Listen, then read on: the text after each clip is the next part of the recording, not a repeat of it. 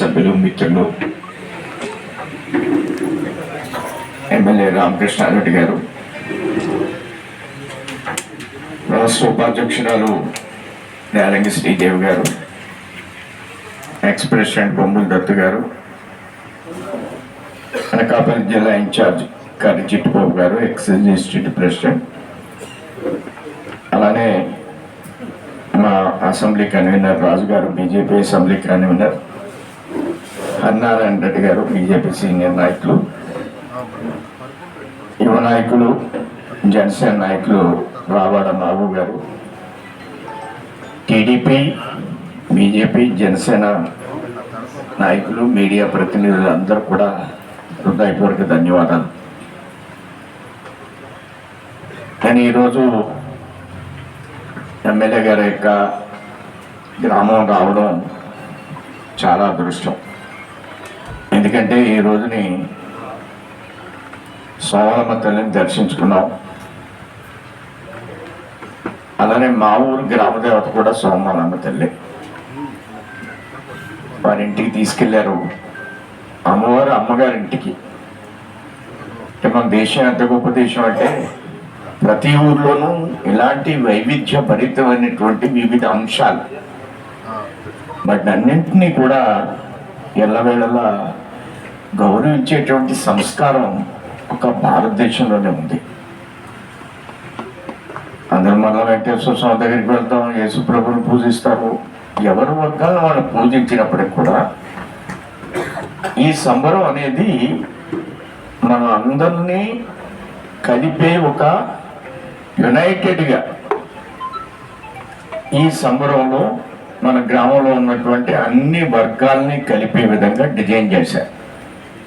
డప్పులు వాయించేవాడు కులానికి చెందిన వాడైతే, అలానే రజకులకు ఒక పాత్ర, అందరికీ కూడా ఇందులో పాత్ర పెట్టేటువంటి ఒక ఆలోచన విధానాన్ని మన పెద్దలు డిజైన్ చేశారు. మా ఊళ్ళో నేను గమనించేవాడు చిన్నప్పుడే, కుమ్మరికి, చాకలకి, మంగళకి, మాదిగులకి, మాళ్ళకి బలిచేట మాలైనది. ఇప్పుడు మాల అంటే తప్పు. అంటే ఆ విధంగా ఒక గ్రామాన్ని కలిపించేటువంటి ఒక అద్భుతమైనటువంటి అంశం ఆ రామకృష్ణారెడ్డి గారు ఇప్పుడు పరిచయం చేశారు. ఆ క్లాస్మేటేనండి, హైదరాబాద్లో ఉంటారు. కానీ ఇప్పుడు ఇక్కడికి వచ్చారు. మన ఆడపడుచులు, అన్ని వర్గాలకు సంబంధించినటువంటి ఆడపడుచులు ఈ యొక్క సంస్కారం అనుకుంటారు. ఇది నిజంగా సంస్కారమైనటువంటి ఒక యునైట్ చేసేటువంటి ఒక అద్భుతమైనటువంటి అంశం. మన యొక్క కల్చర్ ఎంత గొప్పదో, మన సంస్కృతికి ఎంత గొప్పదో అనేకమైన తార్కాణాలు ఉన్నాయి. అలాంటి సందర్భంలో రామకృష్ణారెడ్డి గారి దగ్గరికి రావడం, వారి తల్లి గారి యొక్క ఆశీర్వచనాలు తీసుకోవడం, నిజంగా ఈరోజు నేనే వస్తానన్న దాంట్లో కూడా భగవంతుడు ఒక అర్థాన్ని స్వీకరిస్తాను. మీరు రావద్దు సార్. చాలాసార్లు ఆయన వచ్చినప్పుడు నేను కొద్దిగా ఇబ్బంది పడుతూ ఉంటాను. ఎవరైనా ఒక ఇన్విటేషన్ ఇవ్వడానికి వస్తే నాకు వాట్సాప్లో పెట్టండి అంటాను నేను. కానీ ఆయన వ్యక్తిగతంగా వచ్చి కలిసి ఆ ఇన్విటేషన్ ఇవ్వడానికి ప్రయత్నం చేస్తారు. మీ అందరూ కూడా ఒకే విషయాన్ని నేను ఎప్పుడూ గమనిస్తూ ఉంటాను, చెప్పడానికి ప్రయత్నం చేయడం కానీ గమనిస్తూ ఉంటాను. ఇది భారతీయ జనతా పార్టీ కార్యకర్తలకు అందరూ కూడా, రామకృష్ణారెడ్డి గారు చాలా టఫ్ పర్సనాలిటీ. నేను 14 నుంచి 19 దాకా గమనించాను. ఈ సందర్భంలో కూడా ఆయన ఒక 20 కేసులు పెట్టారు. చాలా గొడవలు జరిగినాయి. ఆయన పార్టీ వైస్ ప్రెసిడెంట్, ఆయన బీజేపీ తరపు నుంచి పోటీ చేయాలని అనుకోలేదు. ఆయనకి ఇష్టం కూడా లేదు. నేను అందరికి కూడా చెప్తున్నాను, ఇష్టం లేదని కూడా చాలా స్పష్టంగా ఎలక్ట్ అయిన తర్వాత కూడా వాళ్ళ నాన్నగారి విగ్రహావిష్కరణ సమయంలో ఆయన ఏ మాత్రం కూడా ఇబ్బంది పడకుండా నాకు ఇష్టం లేదు అని చెప్పలేదు. కానీ ఇండైరెక్ట్గా కొన్ని విషయాలు ప్రస్తావించారు ఆయన. బీజేపీ తరఫున పోటీ చేయమంటున్నారు. బీజేపీ ఏమో సీటు మార్చను, ఇది పార్లమెంటరీ బోర్డులో డిసైడ్ అయిపోయింది. అనపర్తి నియోజకవర్గం బీజేపీ, నేను పార్లమెంటరీ బోర్డులో ఉన్నాను. మార్చడానికి లేదు. దీంట్లో కొన్ని విధానపరమైన అంశాలు ఉంటాయి. 11 సీట్లు ప్రకటించారు, బయటికి 10 చెప్పాము. 11 సీట్లు ప్రకటించారు, నా పేరు కూడా ఉంది అందులో. ఆ 11లో 1 and 2లో ఏదో వీర్రాజు పేరు పెట్టి ప్రకటించారు. అవకాశం రాలేదు. మరలా నేను లెటర్ పెట్టవలసి వచ్చింది. ఇమీడియట్గా 10 సీట్లేని ప్రకటించేయండి, ఆల్రెడీ ఎంపీని ప్రకటించాం. ఆ దృష్ట్యా ఇది మార్చడానికి అవకాశం లేకపోయింది. తెలుగుదేశం బీజేపీ అని మార్చడానికి అవకాశం లేకపోయింది. అది నేను పార్టీ కార్యకర్తను కాబట్టి నేను వెంటనే విత్డ్రా చేసుకున్నాను. 10 సీట్లు సరిపోతాయి, ఎంపీని ప్రకటించేయండి అని. అనపర్తి అలాగే బీజేపీకి ఉండిపోయింది. ఇలాంటి జంచర్లో వీరిని చాలాసార్లు మన చంద్రబాబు నాయుడు గారు మాట్లాడారు, లేదు మార్చండి, మారిస్తే నేను బీజేపీతో తెలుగుదేశం తరఫున రామకృష్ణారెడ్డి గారు అనపర్తి నుంచి పోటీ చేస్తారని. అవకాశం రాలేదు, ఆయనకి ఇష్టం లేదు, స్విచ్ ఆఫ్ చేశారు. మరలా యనుమల రామకృష్ణ గారు ఇక్కడికి వచ్చి మరలా వారిని కన్విన్స్ చేసి బీజేపీ తరఫున ఆయన పోటీ చేయడానికి అంగీకరింపజేశారు. అంటే ఒక సిన్సియర్గా ఆయన గౌరవం తెలుగుదేశంలో చాలా పెద్ద ఎత్తున పెరిగింది. బీజేపీ అర్థం చేసుకోవాల్సింది ఏంటి, ఆయన్ని మనం ఎలా ట్యాకిల్ చేయాలి. ఆయన ఒరిజినల్గా బీజేపీ. సార్ మాకు ఒక ట్రాక్టర్ ఇప్పించండి మా కార్యకర్త గారిని అడిగాను.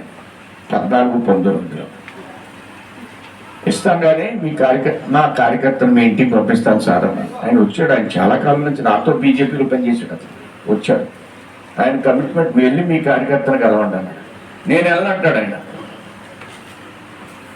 ఇలాంటి చప్పుడు ఆయన ప్రవర్తన ఏంటి, ఆయన యాటిట్యూడ్ ఏంటి అనేది నేను గమనించాను. నేను ఆయనకు ఒక మాట చెప్పాను ఎలక్షన్ రాగానే ఇమీడియట్గా, కొన్ని అంశాలు దృష్టికి వస్తే అది కాదు సార్, నేను అలాంటి వ్యక్తి కాదు అని. ఇవన్నీ మీకు ఎందుకు చెప్తున్నానంటే, రాజకీయాల్లో ఒక కార్యకర్త ఎలా ఉండాలి, ఇవి ఇన్ఫర్మేషన్ కాదు, మన యొక్క ప్రవర్తన మనం ఎలా ఉండాలి అనేది. ఇప్పుడు మా పార్టీలో ఆయన గౌరవం ఉంది, ఆయన తెలుగుదేశంలో కూడా గౌరవం ఉంది. దీన్ని ఇబ్బంది పడవలసినటువంటి అవసరం భారతీయ జనతా పార్టీకి లేదు. ఆ విధంగా కార్యకర్త తన మనుగడ, తన యొక్క వ్యవహార శైలి, ఆయన నడిచేటువంటి నడవడి, ఇవన్నీ కూడా చాలా ప్రధానమైనటువంటి అంశాలు రాజకీయ జీవితాల్లో. సరే, నాకు సీట్ రావడం, ఇవన్నీ చాలా కాలం నుంచి పనిచేయడం. మల్లారెడ్డి గారు కూడా చాలా కాలం నుంచి పనిచేస్తున్నారు. రాజకీయాల్లో భారతీయ జనతా పార్టీ అనేది జనరల్గా, ఇది నేను చిన్నప్పటి నుంచి అబ్జర్వ్ చేస్తున్నది, ఈ పార్టీ అధికారంలోకి వస్తారు ఇక్కడ కూర్చున్న వాళ్ళు 100% మందికి లేదు. ఏం పార్టీ అండి బీజేపీ, ఇది ఎప్పుడైనా అధికారంలోకి వస్తుందా అన్నప్పటికీ కూడా ఎందుకు పనిచేస్తున్నారు అంటే, ఇప్పుడు దేశంలో ఎలాంటి మార్పులు వచ్చినాయి, ఈ మార్పులు కోరుకుంటుంది భారతీయ జనతా పార్టీ. దీనికోసం చాలా సంవత్సరాలు పనిచేయాలి. మన దేశం ఒక అద్భుతమైనటువంటి దేశం. ఆ మోడీ గారు ఆ మధ్యకాలంలో చైనా ప్రధానమంత్రిని మెడ్రాస్లో ఒక ఆలయం చూపించారు. ఏం ఆలయం అది? మహాబలిపురం చూపించారు. ఆయన ఎందుకు చూపించారంటే, మహాబలిపురాన చైనా ప్రధానమంత్రికి, ప్రెసిడెంట్కి, ఇది 4000 సంవత్సరాలు అయింది కట్టి మహాబలిపురం, కానీ ఇప్పటికీ అది చెక్కు చెదరలేదు. ఇది నీ చైనాలో ఉందా? ఇప్పుడు చైనా అంటే వెరీ డెవలప్డ్ కంట్రీ, ఇది వాస్తవం, అమెరికాని మించిపోయిన కంట్రీ. కానీ 4000 సంవత్సరాల కింద పట్టినటువంటి ఆ ఆలయం ఇప్పటికీ చెక్కు చెదరలేదంటే ఎవరిది డెవలప్మెంట్ కంట్రీ, ఎవరిది కమిటెడ్ కంట్రీ? భారతదేశం అద్భుతమైనటువంటి జాతి, భారతదేశంలో అద్భుతమైనటువంటి అంశాలు ఉన్నటువంటి దేశం కాబట్టి ఇక్కడ దొరగాలని ఇప్పటికి కూడా మనం స్వీకరిస్తూ ఉన్నాం అందరం కలిసి. ఆ దృష్ట్యా మనల్ని ఇలాంటి పరిస్థితుల్లో ఒక 1000 సంవత్సరాలు పరాయి పరిపాలనలో ఉన్నాం మనం. కాబట్టి కొన్ని అవలక్షణాలు వచ్చినాయి. ఈ లక్షణాలను మనం మార్చుకుంటూ ఒక అగ్గిపెట్టెలో చీర 6 గజాల చీర నేసేటువంటి అద్భుతమైనటువంటి టెక్నాలజీ ఉన్నటువంటి దేశం భారతదేశంలో. కానీ మీకు కొద్దిగా తగ్గుతూ వచ్చినాయి 1000 సంవత్సరాలు. వేరే దేశం అయితే 1000 సంవత్సరాల్లో పూర్తిగా డిమాలిష్ అయిపోయేది. మనం హిందువులుగా మిగిలేవాళ్ళం కాదు, భారతీయులుగా మిగిలేవాళ్ళం కాదు. ఈ దుర్గమ్మ సమరం ఇప్పుడు చేసేవాళ్ళం అందరం కూడా ఏదో దాంట్లోకి వెళ్ళిపోయాం, అలోలిగా ఇంకో దాంట్లోకి వెళ్ళిపోయేవాళ్ళం. కానీ మిగిలి ఉన్నామంటే దీనికి చాలా గొప్ప మూలాలు ఉన్నటువంటి దేశం ఇది.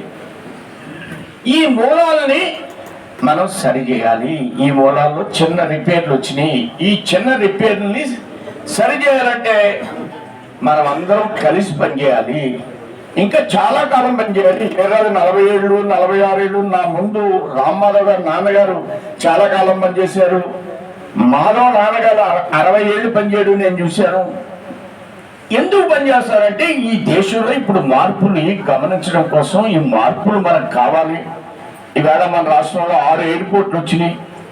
మన రాష్ట్రంలో అసలు అద్భుతమైనటువంటి నేషనల్ హైవేస్ వచ్చేస్తున్నాయి. రామకృష్ణారెడ్డి గారు తలుచుకుంటున్నారు మన పక్కన ఉన్నది కూడా నేషనల్ హైవే అయిపోవచ్చు.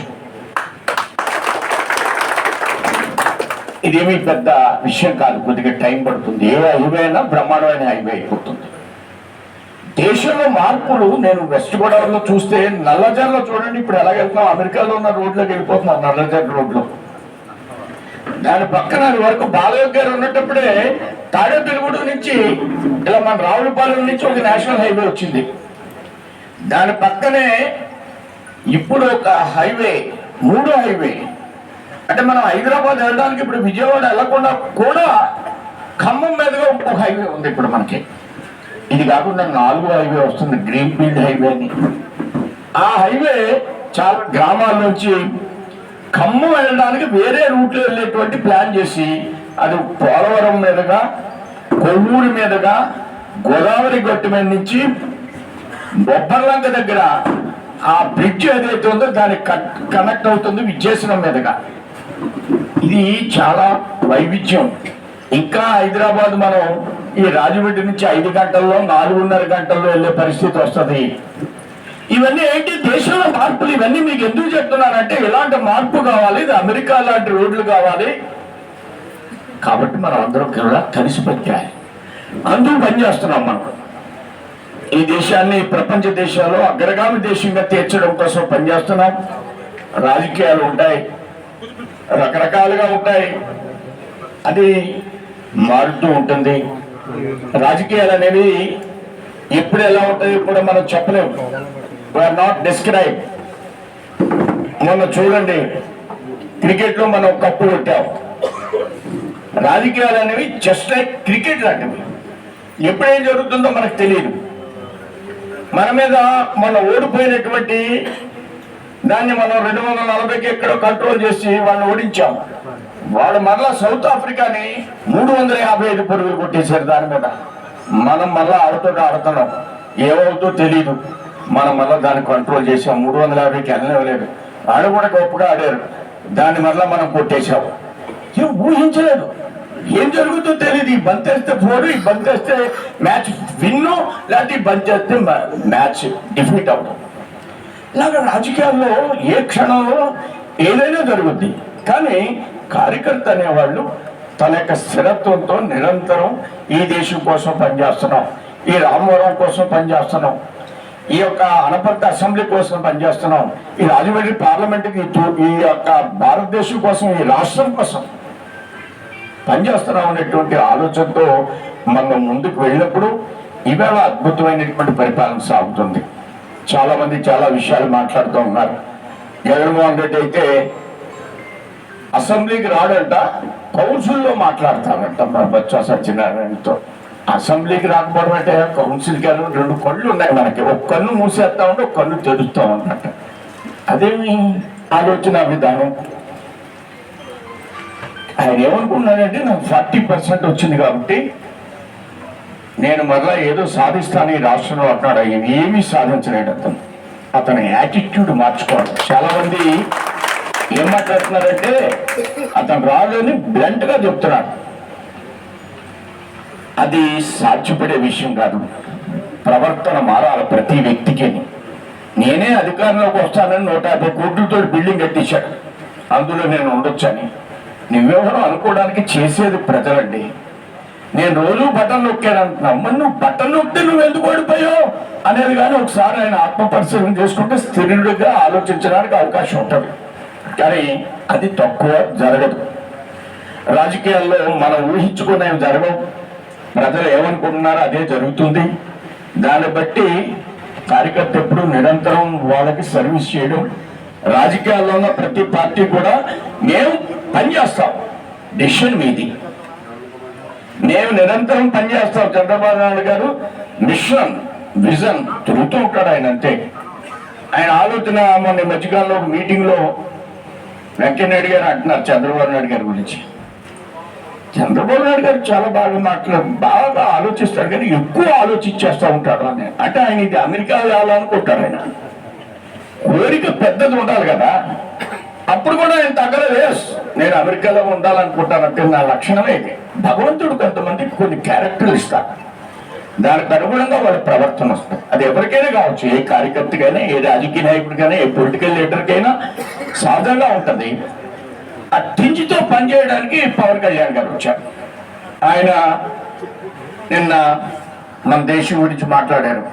నేను మీకు సంబరం గురించి ఎందుకు చెప్పానంటే, పవన్ కళ్యాణ్ గారు మాట్లాడిన 3 భాషలు.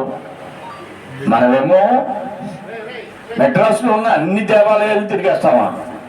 మనకేం భేదం ఉంది? మెడ్రాస్లో ఉన్న ఆడవాళ్ళు ఒక్కోసారి చూస్తే పచ్చగా మొహం అంతా పసుపు రాసేస్తుంటారు. ఇప్పుడు మన వాళ్ళు కూడా ఎవరో రాసుకోవడమా? అంటే స్టాలిన్కి వాళ్ళకి కొద్దిగా బుర్ర తక్కువ. వాళ్ళు మనకంటే ఎక్కువ హిందుత్వం ఉంది, మనకంటే ఎక్కువ గుళ్ళు ఉన్నాయి, మనకంటే ఎక్కువ హిందుత్వవాదులు వాళ్ళు. ఆ సుబ్రహ్మణ్య స్వామి ఏంటి, ఆ ఈశ్వరుడు ఏంటి, వాళ్ళ ఆలోచన ఏంటంటే వాళ్ళు అది అర్థం చేసుకోలేకపోతున్నారు. దానికి టైం పడుతుంది. కానీ ఆయన మాట్లాడాడు. ఇవాళ మాట్లాడితే ఇంకొకరు ఎవరో రెస్పాండ్ అయ్యారు, నువ్వు చాలా తప్పు మాట్లాడుతున్నావు, సౌత్ ఇండియన్లు నార్త్ ఇండియన్లు అంటే. మొన్న జరిగినటువంటి ఆ ఉత్సవానికి వెళ్ళి అంతమంది స్నానం చేస్తారా? 50 కోట్ల మంది. ఆయన ఎవరో తెలియదు, ఏ ఊరో తెలియదు. అన్ని గ్రామాలు, మన గ్రామం నుంచి కూడా చాలా మంది వెళ్ళిపోయారు. దాంట్లో తరపర భేదాలు అనేవి మన జాతిలో లేవు. మనం ఉత్తరం కాదు, దక్షిణం కాదు, మనం అందరం ఒకటే. మన ఊరిని యునైట్ చేస్తూ ఈ దుర్గమ్మ పండుగ ఏ విధంగా జరిగిందో భారతదేశంలో అనేక పుష్కరాలని, అనేక మందిరాన్ని మనం అందరం ఒకటే అనేటువంటి తెలియజేయడం కోసం అనేక ఔన్నత్యాలు ఉన్నటువంటి ఆలోచన విధానాన్ని భారతదేశంలో తరంగాలుగా రూపొందించినటువంటి జాతి చరిత్ర ఉన్నటువంటి దేశం. ఎవరి స్టాలిన్ ఎవరు? ఆయన ఎవరో కుర్రోడు వచ్చి పార్టీ పెట్టి ఆయన కూడా పరిపాలించేస్తాడట. నేను ఆయన పరిపాలించొద్దని చెప్పేటువంటి టెంపర్గా నేను మాట్లాడటం లేదు. మన యొక్క ఔనిత్యాన్ని తెలుసుకుని మాట్లాడాలని కోరుతూ నేను సెలవు తీసుకుంటాను. జై హింద్, జై భారత్.